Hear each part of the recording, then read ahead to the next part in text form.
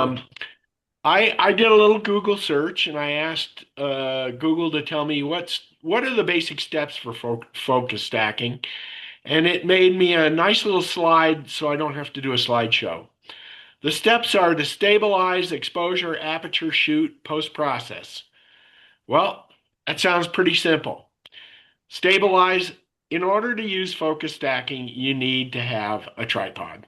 There's no two ways about it. Well, you could set the camera on a table or whatever, but the camera cannot move. Otherwise, you can't focus stack. The second thing is to set your focus or your exposure manually, and that's so that your camera's automatics aren't changing aperture or shutter time as you go through the series of photos, because that will screw up your focus stacking as well.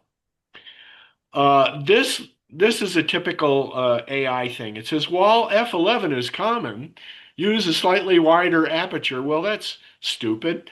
F11 isn't any more common than any other shutter of f-stop.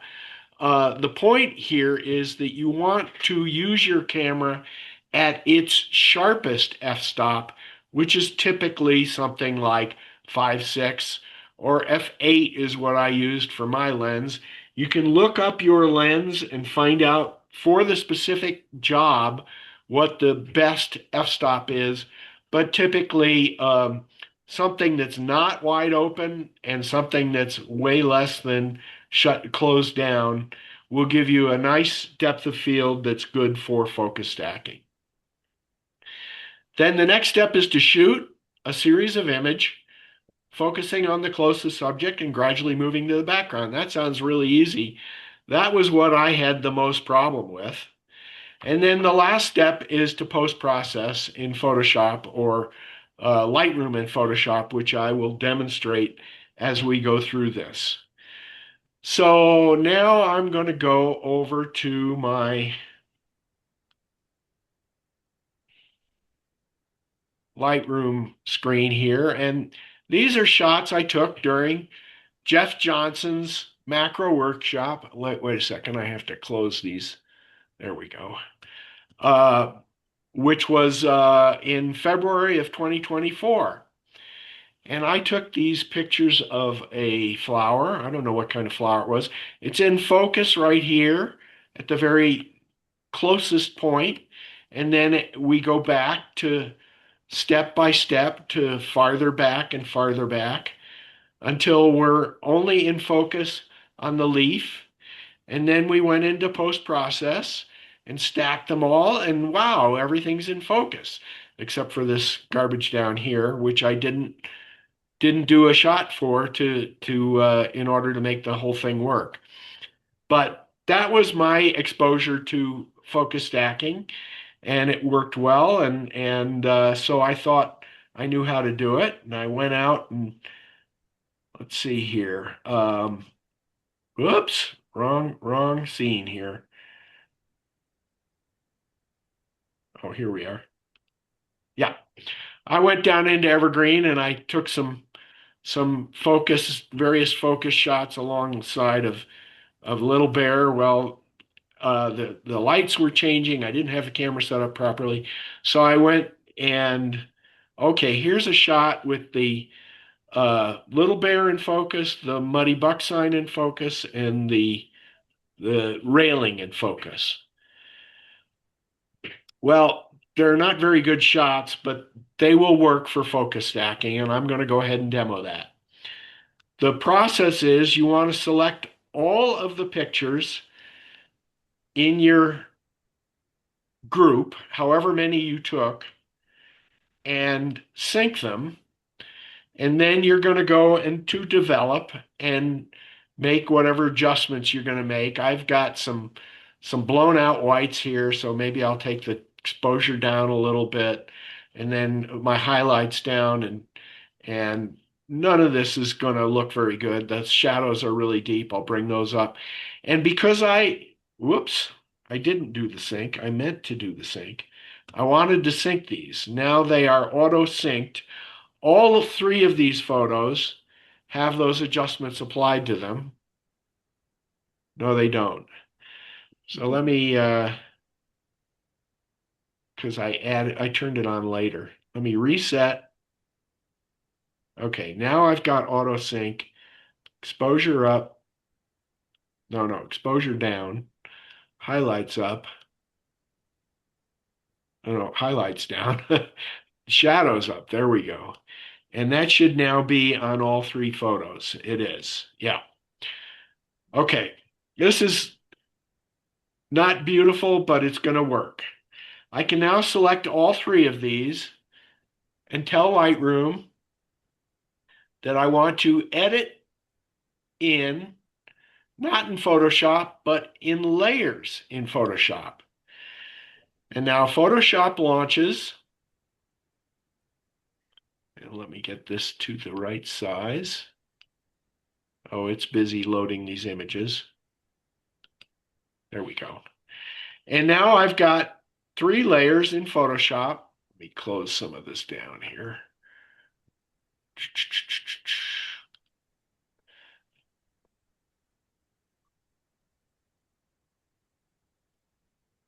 Okay. Trying to get this. I made my screen HD resolution so it would show up well on Zoom, and I didn't adjust all the Photoshop stuff. Okay. So now I have all three of those layers stacked in Photoshop. There's the railing in focus, there's the muddy buck in focus, and there's the little bear in focus. And now what we're going to do is the basic Photoshop steps for this are edit, and we want to, come on. It's This, grayed out, Tom. why is it grayed out? Oh, because I don't have all the layers selected. Select all the layers, Tom. Thank you, Ellen. And edit, auto align. And now it's going to make sure that these are all as closely aligned as possible. It may make some adjustments on it. Whoops. And auto is the correct mode for that. Bada bing, bada boom. And now they are all auto aligned. They're not going to jump around at all. Good. And now we go back in and edit, auto blend. And the default for auto blend is stack images, seamless tones. Content aware fill is not required in this case, but that's fine. You can leave it on or off. And bada bing, bada boom. Now we've got a layer that, oh my goodness, the railing is in focus, the Muddy Buck sign is in focus, and the Little Bear sign is in focus. Well, there is a demo of focus stacking, quick and easy, no problem, but not a very good picture. So let me go back to, I'm going to go ahead and close this and not save anything and go back to Lightroom and tell the story of how I'm going to go back to my browser and talk about how I decided I was not going to do it with manual focus. I was going to use my new mirrorless Z7's automatic focus shift shooting to create the images for this. And here is Nikon's page on how to do this. If you don't have a Nikon, if you got a Canon, I'm sure you've got a screen just like this, or a Sony, whatever. With Nikon, the default number of shots is 100.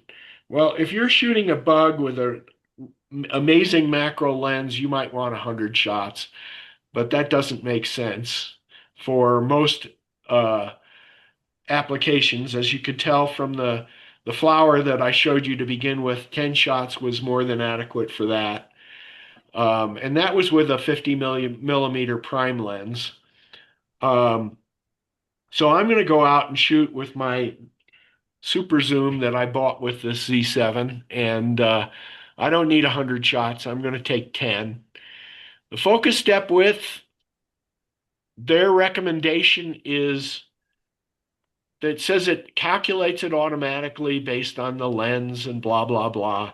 and it's going to focus in steps from the wherever you start to infinity.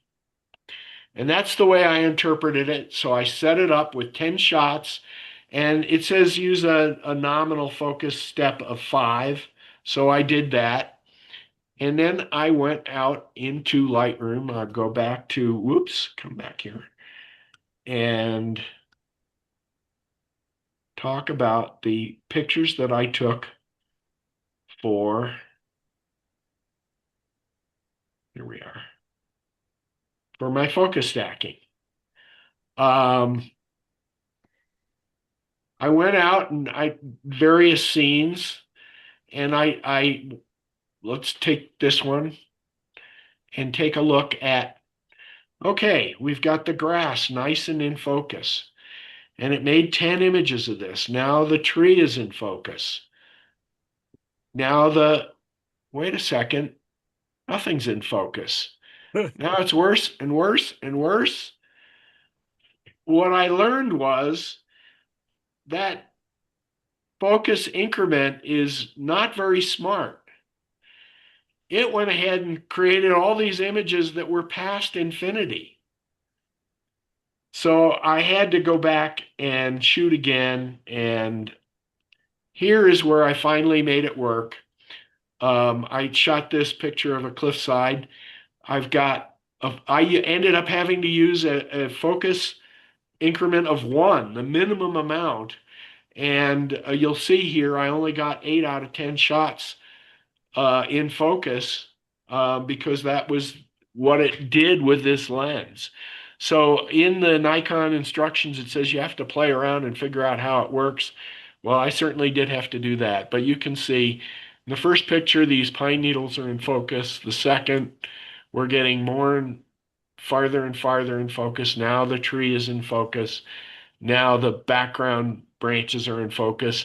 And these last 2 shots are past the end of infinity. They're not useful. But these shots are. So I'm going to select the group. I've got auto sync on. I'm going to go ahead and develop, and I'll pick a middle shot to use as my reference.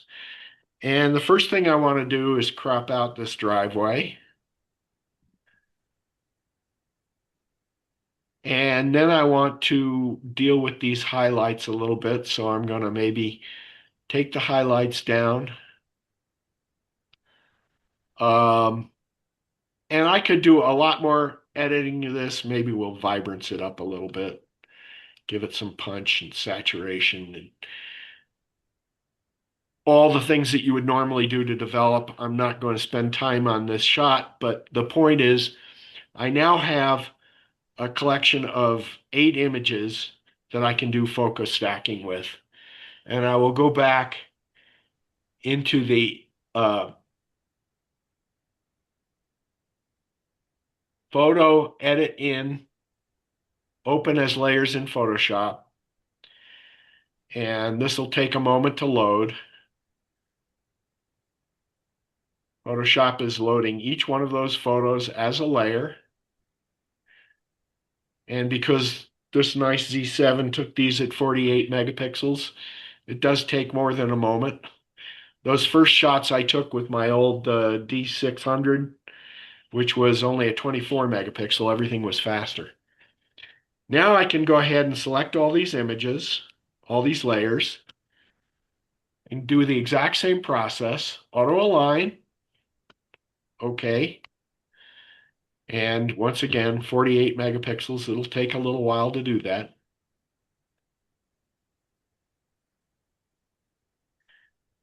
And actually, because it's 8 layers instead of just the 3. Now it's auto align them, and then I just pop back in and say auto blend, and all my settings are still the same. Okay.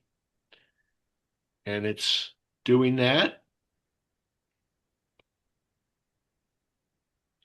And there is the finished image, and it creates a merged raw file with the in focus photo. And you can see in each layer what part of each layer it used in creating this final image, which kind of is interesting, but not very useful. Really, what you want is just this one. And I'm just going to go in and zoom in and show you how amazing that is, that all the way over here, these pine needles are in focus. And all the way over here, these pine needles in the distance are in focus. And the roots and the rocks and everything is in focus. It's amazing. And that concludes my demo of photo stacking. Hey.